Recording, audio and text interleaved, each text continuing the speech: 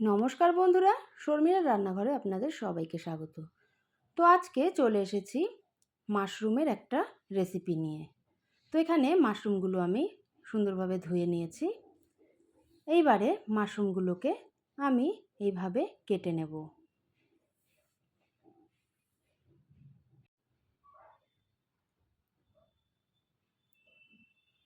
তো মাশরুমগুলো আমার সব কাটা হয়ে গেছে। এখন আমি কেটে নেব পেঁয়াজ আর একটা ক্যাপসিকাম। তো এগুলোকে আমি ধুয়ে নিয়েছি। এইবারে ভেতরের দানাগুলো ফেলে দেব। তারপরে এটাকে আমি টুকরো টুকরো করে কেটে নেব।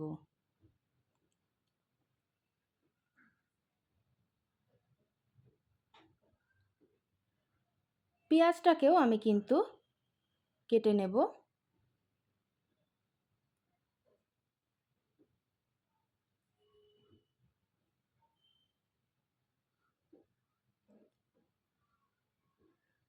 তো এইবার পেঁয়াজগুলো কিন্তু আমি এইভাবে ছাড়িয়ে নেব, তাহলে কিন্তু রান্না করতে একটু সুবিধে হবে। তো এগুলো সাইডে রেখে দিয়ে আমি আরও একটা পেঁয়াজ নিয়ে নিয়েছি। এই পেঁয়াজটাকে কিন্তু আমি একদম মিহি কুচি করে কেটে নেব। তো বন্ধুরা, মাশরুমের এই রেসিপিটা কিন্তু দুর্দান্ত লাগে খেতে, তাই একবার অবশ্যই বাড়িতে বানানোর অনুরোধ রইল। তো দেখুন, এইভাবে কিন্তু আমি পুরো পেঁয়াজটাকে কুচি কুচি করে কেটে নেব। আর এদিকে আমি একটা টমেটোও নিয়ে নিয়েছি। টমেটোটাকেও আমি এইভাবে কুচি কুচি করে কেটে নেব।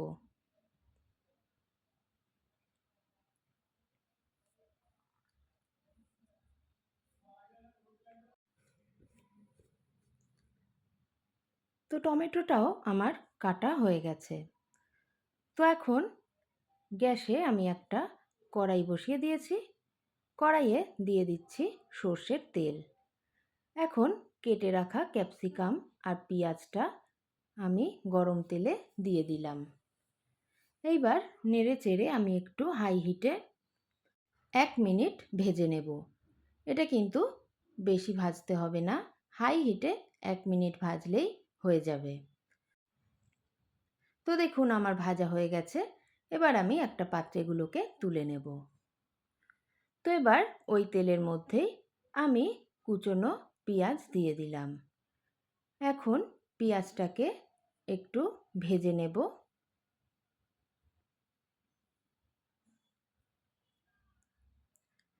যতক্ষণ না একটু কালার চেঞ্জ হয়ে যাচ্ছে আর পেঁয়াজটা নরম হয়ে আসছে, ততক্ষণ আমি ভেজে নেব।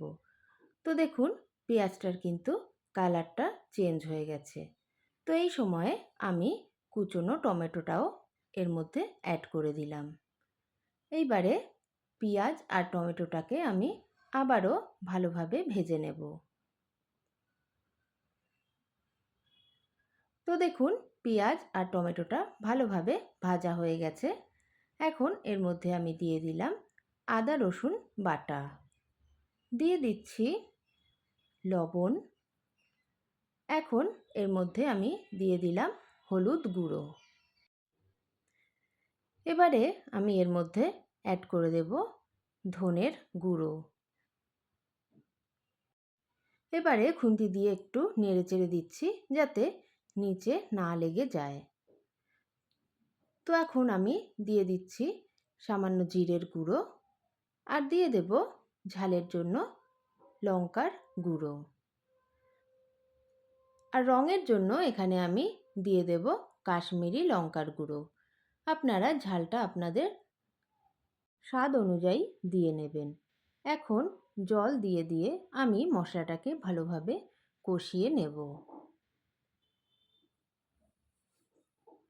তো প্রিয় দর্শক, আপনি যদি আমার চ্যানেলের নতুন বন্ধু হয়ে থাকেন, তাহলে আমি বলবো চ্যানেলটিকে সাবস্ক্রাইব করে পাশে থাকতে আর পাশে থাকা বেল আইকনটি প্রেস করে রাখতে, যাতে আমি কোনো নতুন ভিডিও আপলোড দিলেই সর্বপ্রথম সেই নোটিফিকেশানটা আপনাদের কাছে পৌঁছে যায়। তো দেখুন, মশলাটা কিন্তু আমাদের ভালোভাবে কষানো হয়ে গেছে। এখন আমি এর মধ্যে অ্যাড করে দেব টক দই।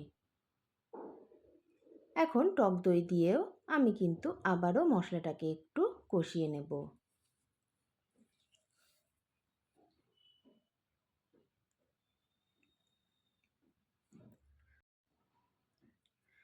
তো দেখুন মশলাটা কিন্তু আমার ভালোভাবে কষানো হয়ে গেছে আর মশলা থেকে তেলও ছেড়ে দিয়েছে। এই সময়ে আমি কেটে ধুয়ে রাখা মাশরুমটা এখানে অ্যাড করে দিলাম। এইবার মাশরুমের সঙ্গে আমি মশলাটাকে ভালোভাবে কষিয়ে নেব। তো এবারে আমি ঢাকনাটা দিয়ে ঢেকে দিলাম। জল দেওয়ার কিন্তু কোনো প্রয়োজন নেই, কারণ মাশরুম থেকে কিন্তু জল ছাড়বে। তো দেখুন মাশরুম থেকে কিন্তু জল ছেড়ে দিয়েছে। তো এবারে আমি এর মধ্যে অ্যাড করে দেব ভেজে রাখা ক্যাপসিকাম আর পেঁয়াজ। এইবারে সমস্ত কিছু আমি আবারও কিন্তু ভালোভাবে মিশিয়ে নেব। তো এইভাবে মিনিট খানেক কষিয়ে নেওয়ার পরে আমি কিন্তু আবারও ঢাকনাটা দিয়ে ঢেকে রান্না করে নেব। তো আবারও মিনিট খানেক রান্না করার পরে আমি ঢাকনাটা খুলে নিলাম। তো এইবারে একটু নেড়ে চেড়ে আমি এর মধ্যে অ্যাড করে দেব জল। তো প্রিয় দর্শক, এই রেসিপিটা কিন্তু রুটি, নান, পরোটা সব কিছুর সঙ্গে খুবই ভালো লাগে। তাই অবশ্যই একবার কিন্তু এইভাবে রেসিপিটা বাড়িতে ট্রাই করবেন। তো আর কিন্তু আমি ঢাকা দেব না। এইবারে ওপর থেকে আমি 3টে কাঁচা লঙ্কা দিয়ে দিলাম। এইবারে আমি অ্যাড করে দেব ফ্রেশ ক্রিম। তো এখন আমি আবারও ভালোভাবে মিশিয়ে নেব। এবারে একটু ফুটে ওঠার জন্য অপেক্ষা করব।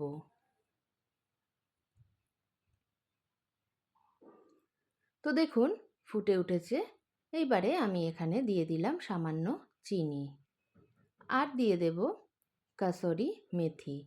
তো কাসুরি মেথিটা কিন্তু অবশ্যই দেবেন, এটা দিলে কিন্তু টেস্টটা দুর্দান্ত হয়। তো এইবারে নেড়ে চেড়ে নিয়ে আমি গ্যাসটাকে বন্ধ করে দেব। এবারে আমি সার্ভ করে নেব। তো সার্ভ করার জন্য এখানে আমি একটা বোল নিয়ে নিয়েছি। এইবারে মাশরুমটাকে আমি সার্ভ করে নিচ্ছি। তো বন্ধুরা, দেখতেও যেমন দুর্দান্ত হয়েছে, খেতেও কিন্তু অসাধারণ হয়েছিল। তো রেসিপিটা কেমন লাগলো অবশ্যই জানাবেন। তো সবাই ভালো থাকবেন, সুস্থ থাকবেন। আজ এই পর্যন্তই। দেখা হবে নেক্সট কোনো ভিডিওয়ে।